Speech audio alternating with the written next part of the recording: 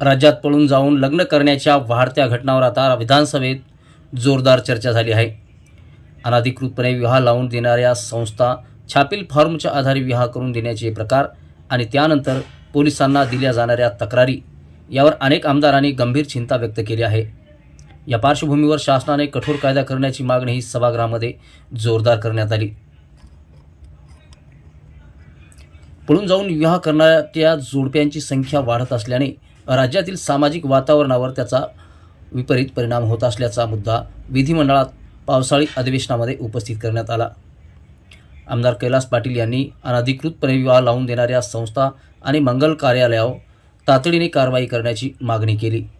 अशा ठिकाणी कोणतीही अधिकृत पडताळणी न करता विवाह लावले जात असल्याचा आरोपही त्यांनी सभागृहात केला।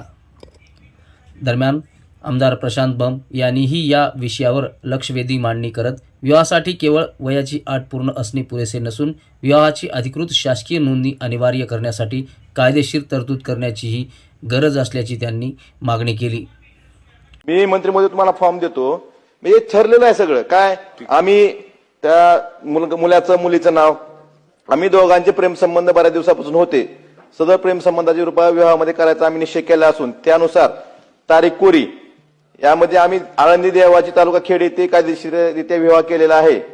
सदर विवाहास आमच्या घरच्यांचा विरोध असल्याने आम्हाला त्यांच्यापासून आम्हाला धोका व त्रास होण्याची शक्यता आहे। आम्ही दोघे वयाने सज्ञान असून आमच्या मर्जीने निर्णय घेण्याचा अधिकार आहे। सदर विवाहाबाबत घरच्यांची पोलिसात तक्रार केली असल्यास ती रद्द ठरवण्यास यावी, कारण आम्ही कायदेशीररित्या विवाह केलेला आहे। घरच्यांच्या लोकांपासून आम्हाला संरक्षण द्यावे, त्रास होतोय। हे त्यांच्याकडे छापील फॉर्म आहे। हे जे प्रकार आहेत ना असले मंगल कार्यालयाचे किंवा जे असे प्रमाणपत्र ह्याला अधिकार आहे का? विवाह नोंदणी निबंधक आहेत का? अशा लोकांना पायबंद कायद्याने घालणं गरजेचं आहे, एवढंच मला सांगायचंय। आणि या प्रथा थांबवल्या पाहिजेत। सन्माननीय मंत्री महोदय। दरम्यान आमदार प्रशांत बंब यांनीही या विषयावर लक्षवेधी मांडणी करत विवाहासाठी केवळ वयाची अट पूर्ण असणे पुरेसे नसून विवाहाची अधिकृत शासकीय नोंदणी अनिवार्य करण्यासाठी कायदेशीर तरतूद करण्याचीही गरज असल्याची त्यांनी मागणी केली।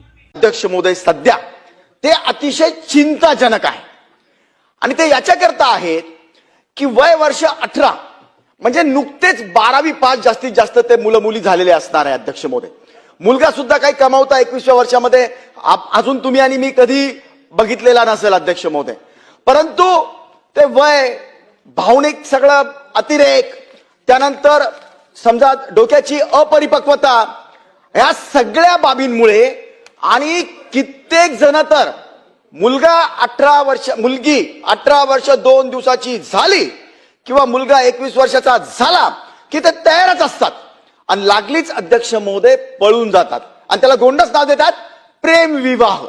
प्रेम विवाहाला हरकत नाहीये अध्यक्ष महोदय, हरकत कुणाची असणार नाही, असायला नाही पण पाहिजे, परंतु अध्यक्ष महोदय पळून जाऊन लग्न करणं ह्याला काय प्रेम म्हणतात का?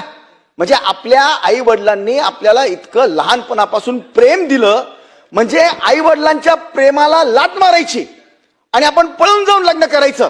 आई वडिलांना समजून सांगितलं पाहिजे की मी प्रेम करतोय, खरं प्रेम आहे माझं। आई वडील चेक करतात अध्यक्ष महोदय, काय चेक करतात की हा मुलगा बरोबर कमावेल की नाही। मुलगी तर घरातनं जाते, मुलगा तो त्याच्या घरी राहील किंवा आणखीन कुठे राहील अध्यक्ष महोदय, परंतु मुलगी घरातनं एकदा निघून गेली की तिला अनंत समस्यांना तोंड द्यावं लागतं। आणि 18 वर्षाचं वयच असं असतं अध्यक्ष महोदय की जे म्हणजे तुम्हाला एकतर सोशल मीडियाचा पण अतिप्रभाव त्याच्यामध्ये निमित्त आहे। नो डाऊट की आई वडिलांच्या पण काही चुका असतील, परंतु अध्यक्ष महोदय आपल्याला काही कायद्याच्या फ्रेम्स बनवावे लागणार आहेत। 18 वर्षाच्या नंतर जर मुला मुलींना लग्न करायचं असेल, लग्न कुणाचंही असो, विवाहाची नोंदणी सरकारकडे केल्यानंतरच लग्न त्यांनी केलं पाहिजे अध्यक्ष महोदय। 18 वर्षाचं वय झालं, तुम्ही पळून चाललेत आणि तिथून ते लिहितात पीआयला तिथल्या लोकलच्या की आम्ही आता येतोय आणि मला माझ्या आई वडिलांकडनंच जीवे मारण्याचा धोका आहे। अरे हे काय प्रकार चालले अध्यक्ष महोदय? मी पुन्हा सांगतो, 18 वर्ष मुलीचं वय म्हणजे अवघ्या फक्त 12वी पास किंवा तिला ग्रॅज्युएशनचं पहिलं वर्ष असणार आहे। आई वडील काय बघणार अध्यक्ष महोदय? मुलगा चांगला आहे की नाही, हा भविष्यामध्ये बरोबर त्याचं कुटुंब चालवेल की नाही, ह्याचं समाजामध्ये वर्तन कसं आहे, ह्याच्या सगळ्या बाकीच्या हॅबिट्स कशा आहेत, हे आई वडील चेक करूनच मुला मुलीचं लग्न लावतात किंवा मुलंवाले असले तरी त्या मुलीच्या बाबतीमध्ये चेक करतील, परंतु असा कोणताही विचार न करता अध्यक्ष महोदय हे पळून जाण्याचे प्रकार जे वाढलेले आहेत त्याला आपल्याला कायदेशीर पायबंद घालण्याची गरज आहे. या सर्व प्रकारांना आळा घालण्यासाठी अनधिकृत विवाह लावणाऱ्या संस्थांवर कठोर कारवाई, विवाह प्रक्रियेसाठी स्पष्ट नियमावली आणि आवश्यक असल्यास नवीन कायदा करण्याची मागणीही विधानसभेमध्ये करण्यात आली. आता या मागण्यावर राज्य सरकार कोणती भूमिका घेणार आणि या संदर्भात नवीन नियम अथवा कायदा आणला जातो का, याकडे राज्यभरांचे लक्ष लागले आहे.